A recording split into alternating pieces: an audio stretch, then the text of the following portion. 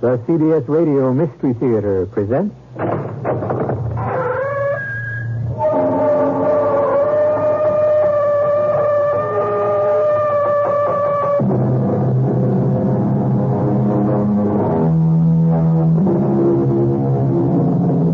Come in.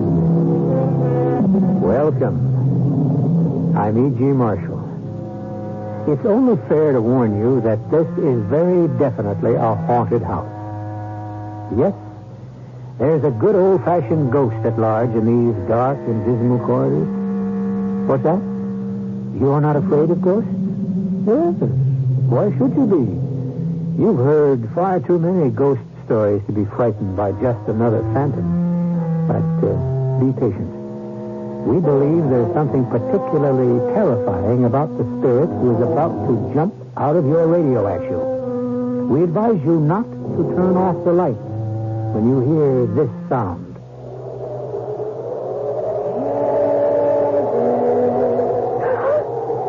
Grandmother, can you hear it? Can't you hear it calling me? No, Heather. It's only the wind. You're just hearing the wind. No, it's her. I know it is. It's Elizabeth calling me. Calling for me.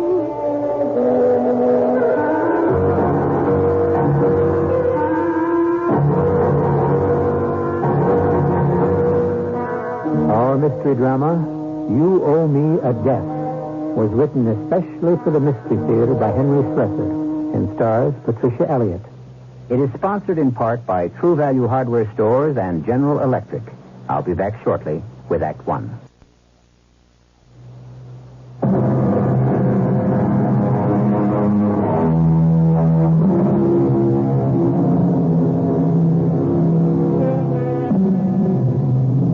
Is there any place more fitting to begin a ghost story than a graveyard? But no, the Avondale Gardens would never use such a stark and grisly term, for this is the finest and most elegant cemetery in the Midwest, according to their brochures. And only the finest, and may I add, richest families bring their dear departed to these peaceful grounds and manicured lawns. No swirling mist envelops the funeral procession which is now taking place. The sun shines brightly on the mourners, and yet something in the face of Irene and Daniel Weston would chill the blood of any passerby as they stand at the newly dug grave and solemnly stare at the white headstone. Elizabeth Weston, beloved daughter of Irene and Daniel Weston, born 1954, died 1976. Daniel, please. It's time to go. 22 years old, Irene. I know she was 22 years old, and I know she's dead. And that's enough to know. Is it, Irene? Is it? The car is waiting. Cooper's been waiting for an hour. If you want to go home, go home. And leave you here? How would that look? Your friends are all waiting for you, Irene, wearing their best mourning clothes. Go home. See them. Not without you. They can't wait to cry all over you, Irene. To show you how sad they can look. Don't spoil their fun. Oh, dear God, how can you talk to me like that? Now, in this place. Oh, I'm sorry. I didn't mean to. I don't know what I'm saying. All I can think about is her. There's no point in thinking about her. Elizabeth is gone. No, I don't mean Elizabeth. I mean her sister. We've already decided. There's no point in asking Heather to come home. You decided that, Irene. I still say she'd want to be here now. Oh, Daniel, it's over. There's nothing Heather could do here except what you're doing, wallowing in your own melancholy. Yes, I know. That's how you feel. It's getting windy. I'm cold. Go home, I said. Take the car. I'll manage. All right. I'll tell you what. I'll write to Heather this evening. I'll tell her what happened. She can light a candle for Elizabeth in Rome. The city is filled with churches. Let Heather mourn her there. And you think that would take care of it?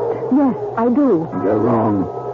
Heather would want to be here. She was Elizabeth's twin. She loved her sister. How could she love a sister she never saw? No. All right, Daniel. If you want to struggle home by yourself, I'm leaving. Goodbye. Irene, Yes? you're afraid to have Heather home, aren't you? What? You're afraid of her question. Goodbye, Daniel.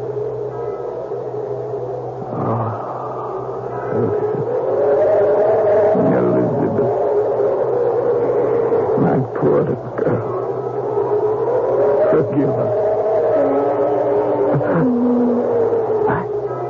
Daddy. What am I keeping?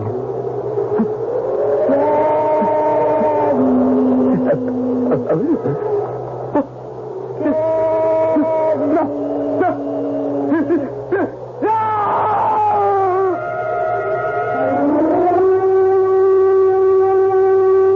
I'm sorry to have kept you waiting. Oh, that's quite all right, Mrs. Weston. 1 second. I'll open the car door for you. Thank you. Isn't Mr. Weston with you? No, he decided to stay there for a while. But how will he get home? I'd say that's his concern, wouldn't you? Oh, yes, ma'am. Ma'am, did you hear something? Only the wind. I could have sworn I heard something. Oh, the wind is like that. Close the door, Cooper. I'm freezing. Yes, sir. Well, madam, it's Mr. Weston. I'm sure of it. Daniel? Oh, good heavens. Cooper, hurry. Hurry. Mr. Weston, where are you? Please. Mr. Weston, what happened? It's my heart. Oh, my heart. Daniel, what is it? Mrs. Weston, I think it's another attack. Oh, dear Lord. She calls me. She calls to me, Irene. Elizabeth. Daniel, don't try to talk, please. Cooper, see if you can find a telephone. Get Dr. Sherman here. Yes, ma'am. It's too late. Daniel. It's too late. It's the last time, Irene. I know. Daniel, please, just lie. Now you'll have to call Heather. You'll have to tell her to come home. For my funeral.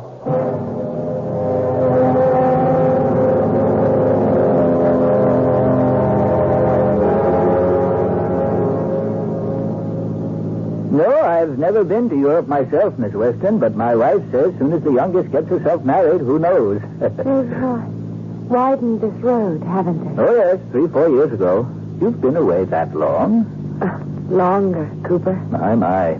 You must talk real good Italian by now. Well, there's the house. Oh, and there's your mother, right out front. Oh, Heather! Oh, Mother, how wonderful it is to see you. It's been so terribly long. Oh, it's wonderful to be home, Mother. But for such a horrible reason. Oh, darling, come into the house. You must be exhausted. Oh, I'm all right. Oh, thank you for sending Cooper to the airport. It made things much easier. Oh, my darling, you look marvelous. So pretty. Oh, Mother. Heather, you got prettier in Italy. It's the way the men make you feel. Oh, Mother. Tell me all about Elizabeth. Darling, it can wait. No, please, tell me now.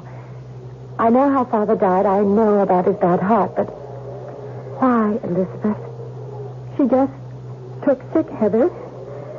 We brought her back from that place. They couldn't keep her any longer. Yes, you wrote me about that. And she was home only for a few days, and she developed this fever, this terribly high fever, you see. And then she died. Oh, why didn't you tell me that? Why didn't you let me come home so I could at least have seen my sister just once before she died? My own twin. Oh, Heather, come inside. I've got a fire going. Well, hello there. Oh, I didn't know you had company, Mother. Heather, I'd like you to meet Martin Henley, our new neighbor. Well, not really so new, Irene. Been over a year since we bought the Verdon place. Well, I mean, new to Heather. Oh, yes, that's right. Your mother told me you've been living abroad for quite some time. Yes, I have. Switzerland first. I went to school in Lausanne, then a year in London, then Rome. Heather was with the embassy. Don't get the wrong idea. I wasn't a girl diplomat. I was just a secretary. Well, in any case, I'm sure it's nice to be home, but not under these circumstances, of course. I should have been here long before when my sister Elizabeth came home. Did you meet her? No, I'm afraid not. Your twin seems to have been ill from the moment she arrived. Oh, Heather, would you like a drink? Or do you drink now? Yes, I can use something to warm me. Some wine, if you have it. Well, no Chianti, but I think we have some sherry. That is, I'm sure Irene has some. Sherry will be fine. You know, I suggested to your mother that the four of us go out to dinner tonight. Here's your wine. Thank you. What I meant by the four of us, I have a son, David. You like David, Heather. He's very easygoing. Just out of the Navy. Just about getting his land legs back. But he's still got a sailor's eye for a pretty girl. We thought you might enjoy that, darling. Enjoy it? Why, I'd love it. In fact, why don't we have a party? We can hire a band and dance the night away. Oh, darling, you misunderstood. No, I'm just talking about a quiet evening, of course. Your mother and I just thought... I'm glad you made all these arrangements for my amusement, Mr. Henry, but my father and my sister are dead. Only 1 month. I think I can wait just a little bit longer for continental food. Heather, you don't have to be offensive. If you'll excuse me, I want to take a walk. Oh, darling, it's cold out. I want to see the grounds, And Mother. it's getting dark. You needn't come with me. I wouldn't want to take you from your company.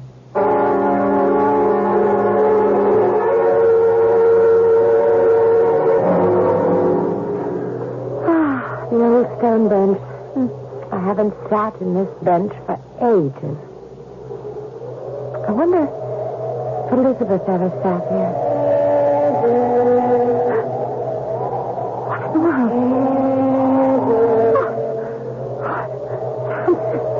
Someone's calling. It's my mother. I'd better go inside.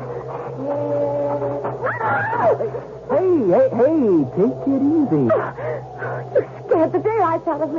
Well, there isn't any more daylight. Maybe that's why you bumped into me. You're the one who was in the way.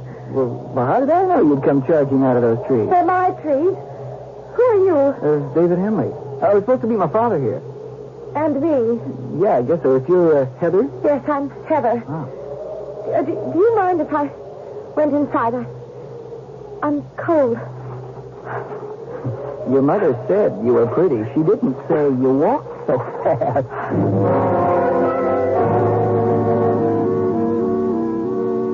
You want the truth? I'm glad that Dad and your mother went to the Red Barn by themselves. I hate the food there. Too, continental. For my taste. Give me a hamburger anytime.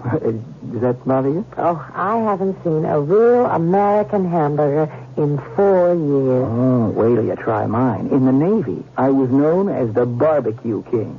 Your father was a Navy man, too, wasn't he? How'd you guess? He looks like the type. Is your father widowed? Yep. All he's got's me. So you're an only child. I might as well have been an only child. I never saw my twin sister. How come? Oh, well, she wasn't well when she was born. Some kind of congenital ailment. She had to be in hospitals, sanitariums, places like that. She didn't die in a hospital, though, did she? No. No, when she was 21, she was allowed to come home. Oh, I see. I sent her a present here. A welcome home gift. It was an antique locket I found in Naples. The kind with room for 2 portraits. Yeah. I took 2 identical photos of myself, and I placed them inside. Oh. Hey, you're pretty emotional about this sister of yours, aren't you? Why shouldn't I be? The reason's too obvious to mention. Because I never saw her. You got it. Oh, but you're wrong. I did know Elizabeth. How could I not know her? She was the other half of me. What? Oh, don't you know the theory about twins? That they're the same person, divided in half.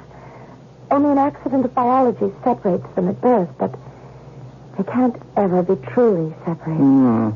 Sounds pretty romantic. Like most legends. I think the legends are true. I honestly believe there were times when Elizabeth felt my joys and my pain, and I hers. I think your hamburger's ready. What do you want on your hamburger? Oh, well, everything you got. Onion? Lettuce and tomatoes? Uh-huh. Pickle? Of course. Ketchup or mayonnaise? Both, please. Oh, you mean it? I said everything, didn't I? Your burger is 12 inches high. I can manage it. Watch. And you see what I mean? I told you I would starve for a real American hamburger. You've got ketchup all over your mouth. Do I? Oh, where's the mirror? It's over here. Oh, that's not the only thing with the way I look. Why didn't you say something about my hair? Look at it. Oh, it's just a little wind blowing. Oh, that was the strangest wind out there this evening. That's why I was running. The wind and something else. What else? I don't know. Oh, forget it. You know, every time I look in a mirror, well, I don't know if I'm seeing myself or Elizabeth. Well, now that my hair's combed, I guess I can finish my hamburger. Yeah, you... Good Lord. Well, what's the matter? The mirror. What about it? It must be the light or my eyes or something. What do you mean? Well, I could swear that when you walked away from that mirror, your face was still there.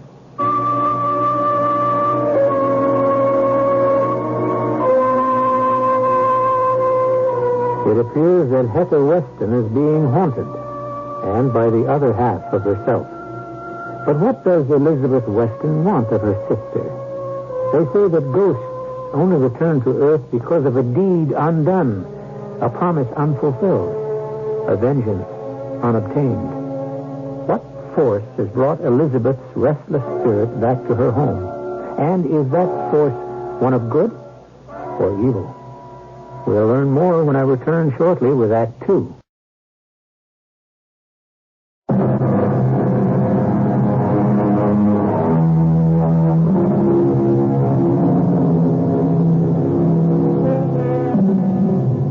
Heather Weston has come home. Home to a mother whose mourning period for her dead father and sister seems to have been abbreviated. But Heather cannot forget their existence that quickly. She knows that there is still a mystery to solve. And if she didn't know it, her sister's spirit seems to be determined to remind her. Heather? Are you in there? Yes, Mother.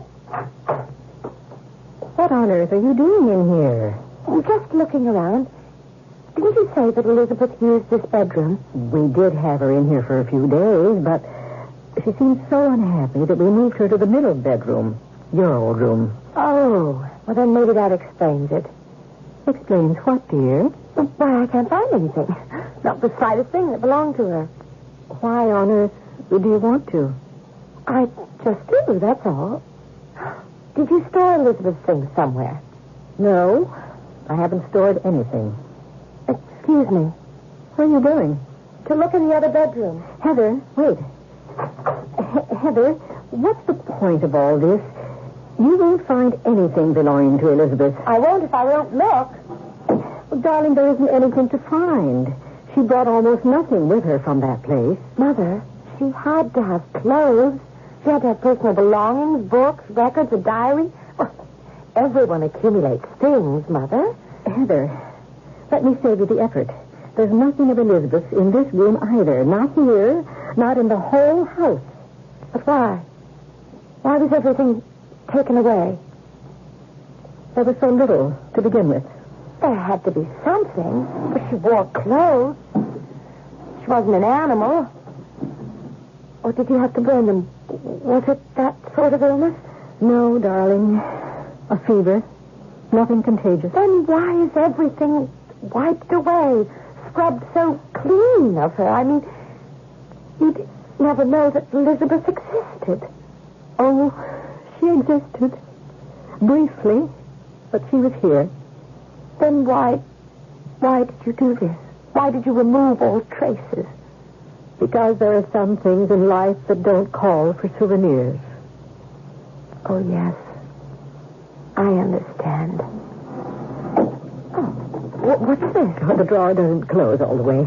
It's because something's stuck in the corner. Oh, there. I've got it loose. Mother, look. It's the locket, the one I sent her from Naples. Yes. Oh, so you did give it to her. Yes, I did, darling. Or I tried. Why? Didn't she like it? Well, for some reason, She was afraid of it. Afraid? But why? I don't know. I told you that Elizabeth was strange sometimes. Do you suppose it was the identical portraits? Well, perhaps. Oh, Mother. That was it, wasn't it? Those photographs must have seemed so disgustingly healthy when she was so ill. You may be right, Heather. Oh, so the only memento I have of my sister is the one I sent her myself.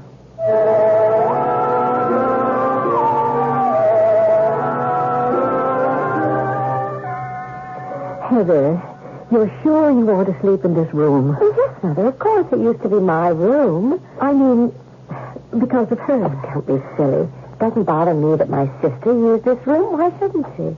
Well, all right. Good night, then, darling. Good night, Mother. And sleep well. Yes, I'll try. I just wish this weather would change. The wind never seems to stop. Well, it's this time of year, Mother, that's all. Damn this time of year. Well, good night, Angel. Good night, Mother.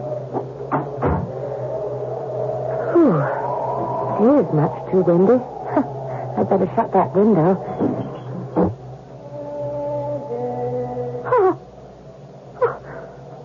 There it is again.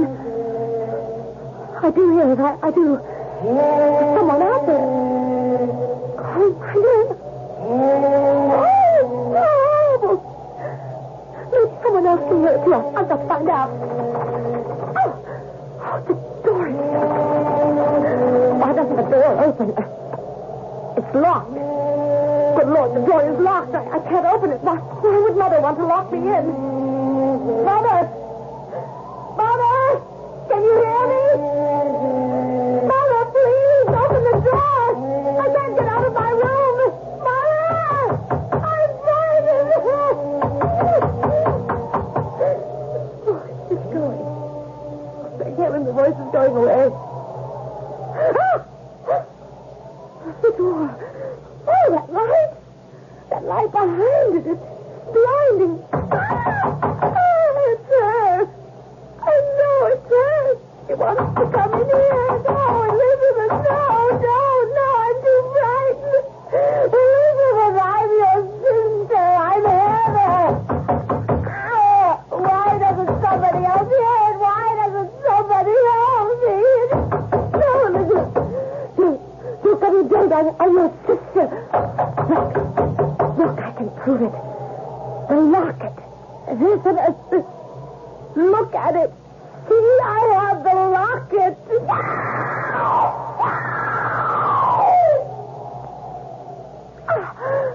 Oh, she's gone. She's gone. She was frightened of the locket. Are you all right? Mother? Open the door, darling, please. I can't. It's locked. You locked it. Of course it isn't locked. What's the matter? Was it a bad dream? I heard you cry out. That's all you heard? Only me? Well, yes, darling. That's all.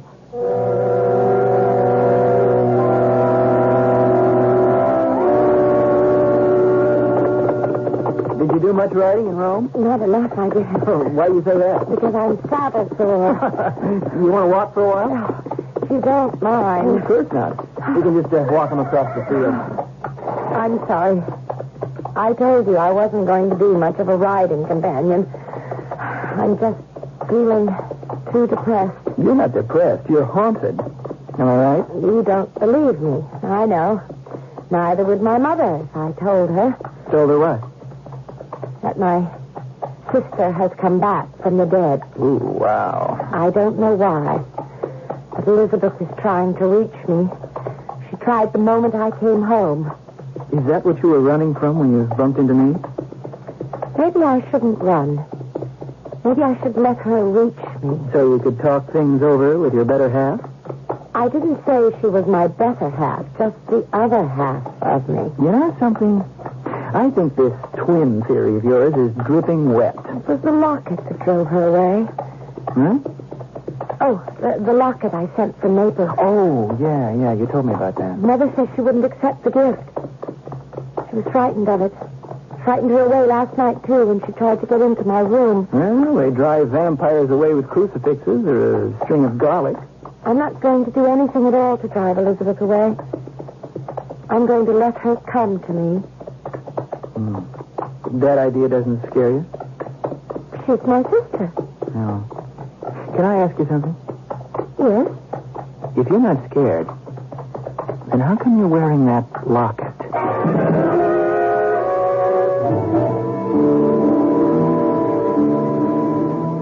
I'm very angry with you, Heather. About what? Martin says you're seeing ghosts. Martin said that. David told him about your conversation. This mad idea of yours. You have one bad dream and suddenly your house is haunted. David had no right to say that to his father. So it's David's fault. This was none of Martin Henley's business. But it's my business when he thinks my daughter is capable of believing such nonsense. What does it matter what that man thinks? It matters to me. If he thinks I have another feeble-minded daughter in my family... Mother? Oh, Heather. I didn't mean to say that. I didn't mean it. It's all right. No. That was dreadful. I shouldn't have said it. No, it's all right. Dreadful. Did you think you were breaking the seal of some great mystery? You weren't. Yes, but you couldn't know. Don't you think I guessed long ago what was really wrong with my twin sister? That it wasn't a congenital ailment that put her into all those institutions? Yes, I guess that you knew. We went through all of those years fooling each other, and neither of us being fooled. I knew there was something wrong with her brain, but do you think it made me love my twin sister less? Didn't it? No, Mother. And I know you didn't love her less either. She was always a baby to me, Heather.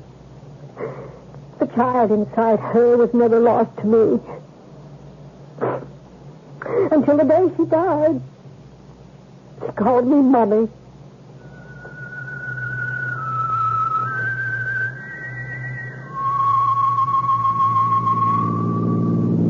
You still mad at me?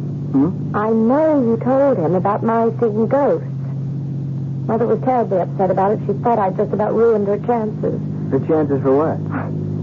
Catching herself a new husband, of course. Don't tell me you haven't figured that one out. Guess I had some inkling. Now, don't worry about it. You're not about to get a new sister. The last thing I want you to be is a sister. There isn't the slightest chance. Now that your father knows what a crazy family we are. Heather, listen to me. You obviously don't know everything I told my father. You told him that I saw the ghost of Elizabeth? No, that's only half of it. And what is the other half? I told him that I believed you. You what? I believed you, Heather, because I saw her, too. Remember that night you were having hamburgers? I saw your dead twin in the mirror. I thought you said it was your imagination or your eyesight. I've never believed in ghosts before. But I'm willing to have someone prove this one exists. But how? That's what I wanted to talk to you about. Have you ever heard of a woman named Margaret Collodi? No. No, who's she? Well, she was a famous medium in her day. Now, I don't even know if she does this sort of thing anymore, but when I heard she'd settled as close as Fairmont Village, I thought it was worth calling on her. So that's why we're going there. Is that all right with you? Yes, I suppose so. If it's all right with Mrs. Collodi. Well, to be truthful, she didn't sound especially glad when I told her the point of our visit.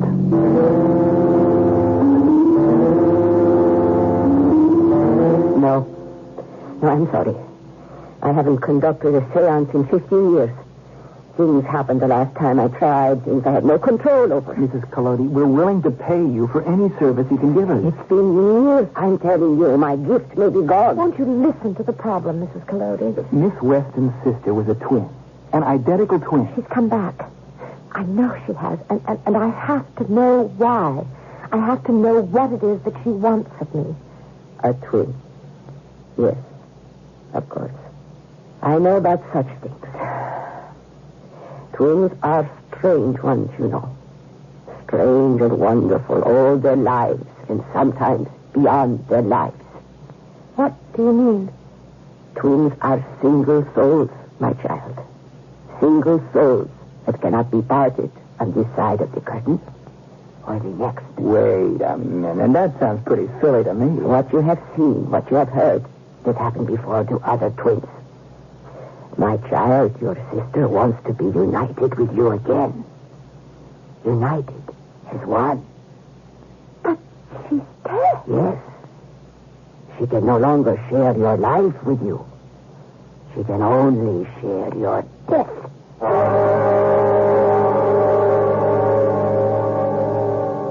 If Mrs. Collodi is right, then Heather Weston may no longer be very happy to know what her dead sister yearned for.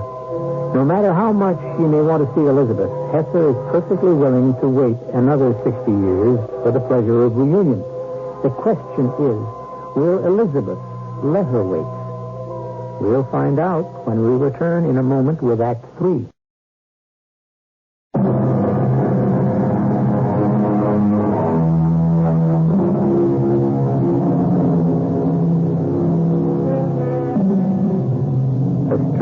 Scene is taking place in the Weston house this evening. A circle is being formed in the living room. Irene Weston and her daughter Heather are sitting with Martin Henley and his son David. And all of them are watching an eccentric old lady named Margaret Collodi. But they're not here for purposes of ordinary conversation. This little group has gathered in the hope of talking to the dead. Well, let's get this nonsense over with. Mother, please. Mrs. Collodi, tell us what we have to do. Do we join hands or... First, there must be darkness. Of course. All mediums have to work in the dark, don't they? Mother, give the woman a chance. I warned your daughter. It's been many long years since I tried to contact the spirit world. And even when I had my powers, I had little control. Now, wait a minute. What does that mean exactly? Things would happen. Evil things sometimes. Oh, for heaven's sake. David, please turn off the lights. Oh, sure. Now, we decided to do this thing. Let's do it. There. And now, what do we do? Now.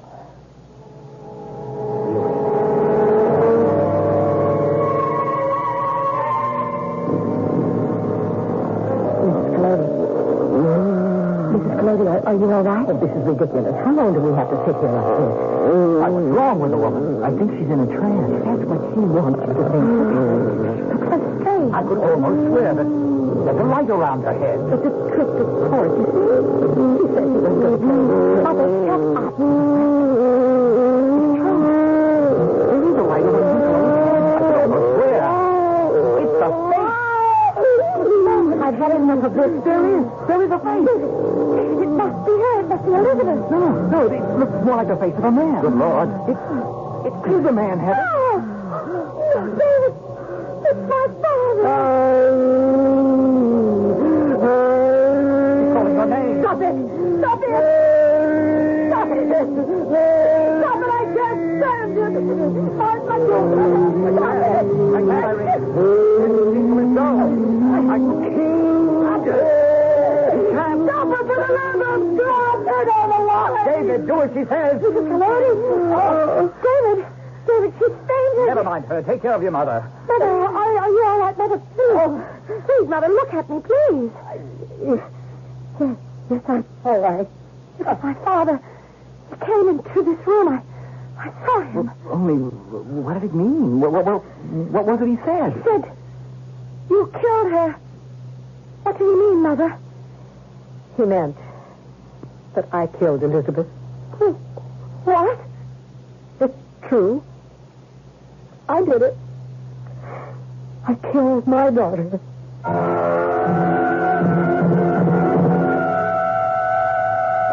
You never knew the real truth about your sister, Heather, because I never wanted you to know. Mother, I did know. I told you that. I knew that Elizabeth had some kind of mental deficiency. Yes. She had the mind of a child, but her body... Irene, it's only natural. The body grows and changes, even if the mind can't. No, you don't understand. Heather, you think you've seen your sister, seen her ghostly image looking just like you. Yes, I have. But your ghost is only in your mind. You've seen Elizabeth the way you imagined her to be, perhaps as she sometimes imagined herself. But they were identical twins, Mrs. Weston. They were born at the same moment, but they were not identical.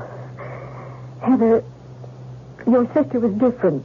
Some accident of biology. You mean malformed in some way? She was twisted, cruelly twisted. Her spine, her face. Oh, dear Lord, how you romanticized her, darling. There were times when you had me believing that Elizabeth was a mirror image of my lovely daughter. But then we'd visit her in one of those institutions, the place where we had hidden her away from the world. But what did she know of me? She thought about you all the time, with both shame and fear. That locket you sent her, it terrified her because she knew it wasn't her face. Irene, what did you mean before? You didn't really kill this poor creature. You said she died of a fever. Yes. I chose a clever weapon, didn't I? What do you mean? It began almost as soon as we brought Elizabeth home from the institution. The Montgomery home wouldn't keep patients over 21 years of age. So as a birthday present for your sister, we let her come home. We had to do it. At least until we could make other arrangements. And we gave her your room, Heather. It was there she became ill. Her fever was almost constant, and one night it rose dangerously. I knew she had to have medical attention. I knew she was suffering. I could hear the suffering in her voice as she called out to me. I knew my little girl would die without something to bring the fever down. But I just walked out of that bedroom, and I knew that I would do nothing. Elizabeth was dead by morning. Daniel didn't speak one word to me until the day of the funeral. Oh, Mother, how awful for you. I know you loved her. I know you did. As did I. But love is not enough. Mrs. Collodi, are you all right? Listen to me, my child. Love is not enough. The spirit of your dead sister is determined to have the other half of her death. You must not remain in this house. Maybe she's right, Heather. If there's the slightest danger... I'll tell you what the danger is. The whole bunch of you being locked up as lunatics. Oh, David, the whole thing is nonsense, and you know it. It's not nonsense if people are scared to the point of a nervous breakdown. What's that? It's just the wind, darling. What do you think it is? Your ghost? Heather, would you think of spending the night at our place? No, I couldn't leave my mother. Well, no, she can come, too. There is no place you can go. No place where the spirit of your twin cannot reach. Look, I think that's just about enough, Mrs. Collodi. There is no place I have to go. This is my home. It was her home, too. Listen, I thought I heard something. You heard the wind, Irene. Oh, no, more than that. A voice. A voice in the wind, Martin. It's too easy to hear voices in the wind. There. I heard it. I know I heard it. I didn't hear anything. Maybe you can't hear it the way I do. Heather was calling your name. I hear it. Good Lord, you people are making me hear it now. There, it's Elizabeth. She's outside. No. Take it easy. She wants me out there, David. Yes, she wants you. She wants you to come to her. And I'm going. Oh, Heather. I'm not afraid, Mother. Heather, come back. I'm not afraid if I... This is let you stop her. Don't let her go out there. Heather. I'm here, Elizabeth. Heather. Come. Heather, where are you? Heather. Come to me. Oh. Make us one again. No, Elizabeth. No, that cannot be. We cannot be one. No, I'm alive, Elizabeth. Can't you see? My sister. Heather, don't touch it. For God's sake, Elizabeth, let her alone. Elizabeth, it's me. It's your mother. I'm sorry for what I did, Elizabeth. I'm sorry. I'm part of you, too, Elizabeth. Don't.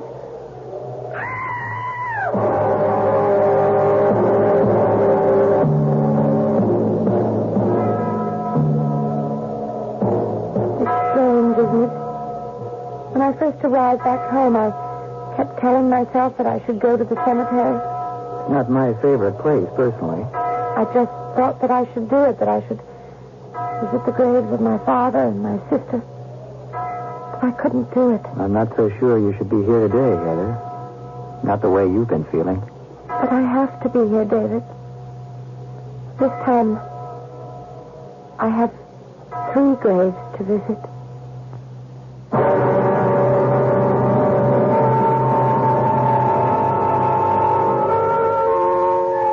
Three graves. A family reunion for the Westons. Except that young Heather Weston still has a long and happy life ahead of her. Oh, yes, we can tell you what happened to her. Heather married David Henley. They were very happy. And very recently, they were the proud parents of a set of lovely twins. I'll be back shortly.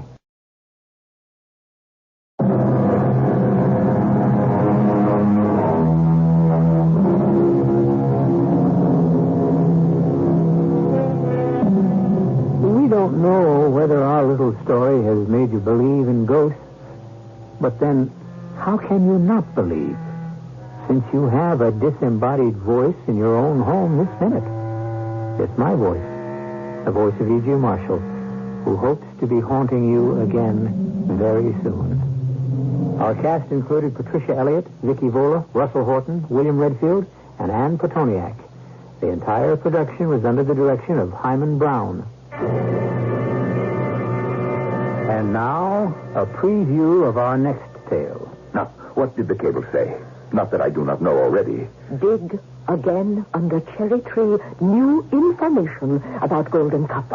Information? We have had no information about the gold cups, nor will we ever have any. The girl bringing the daffodils, calling them golden chalices. The dream she had about the man saying first, kiss me, and then, you are a pest, which adds up to kiss pest, where our gold cups were buried beneath a cherry tree.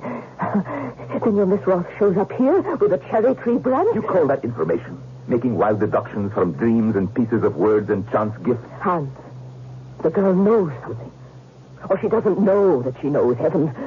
She was not even born when we buried the gold cups beneath the cherry tree in Keith's Place, but she knows something. Radio Mystery Theater was sponsored in part by Buick Motor Division and Anheuser-Busch Incorporated, brewers of Budweiser. This is E.G. Marshall inviting you to return to our Mystery Theater for another adventure in the macabre. Until next time, pleasant dreams. Join us at 8:07 tomorrow night for the CBS Radio Mystery Theater on KVOR, Colorado Springs, CBS for the Pikes Peak region.